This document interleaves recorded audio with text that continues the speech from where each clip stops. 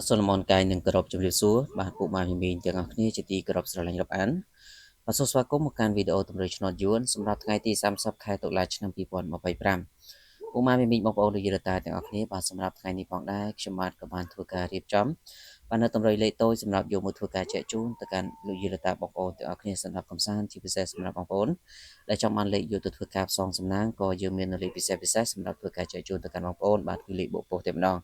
ចឹងបងប្អូនដែលមិនទាន់បានចុច like ចុច share ក៏សូមកុំភ្លេចធ្វើការចុច like ចុច share ជាពិសេសបងប្អូន comment ហេងទាំងអស់គ្នាដើម្បីទទួលបាននូវលាភសំណាងប្រឆ្នោតទាំងអស់គ្នាបាទសម្រាប់ឆ្នោតយួនថ្មីសម្រាប់ថ្ងៃទី30ខែតុលានេះបាទសម្រាប់វេលាម៉ោង 10:35 នាទីព្រឹកលោកយាយតាបងប្អូនពុកម៉ែមីមីងទាំងអស់គ្នាបាទសូមធ្វើការលេងខ្ទង់20ខ្ទង់30សម្រាប់ធ្វើការអូ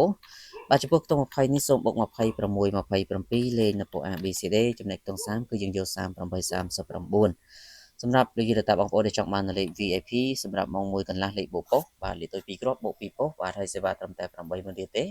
បងប្អូនដែលមានបំណងចង់លេងជាមួយខ្ញុំបានអាចធ្វើការឆាតចូល page គឺខ្ញុំបាននឹងធ្វើការផ្ដល់ជូនទៅកាន់បងប្អូននៅលេខពិសេសហ្នឹងសម្រាប់យកទៅធ្វើការផ្សងសំណាងអញ្ចឹងបងប្អូនទាំងអស់គ្នាកុំភ្លេចធ្វើការឆាតចូល page ទាំងអស់គ្នាសម្រាប់ម៉ោង4កន្លះឆ្នោតយួនចាស់ក៏ដូចគ្នាគឺជំនាញលេខតូច2គ្រាប់បូក2ប៉ុស្តិ៍បាទសេវា80000រៀលដូចគ្នា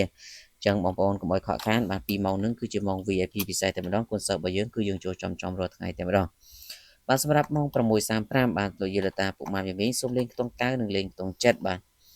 ទសម្រាប់ខ្ទង់9នេះសូមលោកយាយតាបងប្អូនធ្វើការបូក94 95ធ្វើការលេង ABCD ចំណែកខ្ទង់7គឺយើងយក7គាត់71បាទ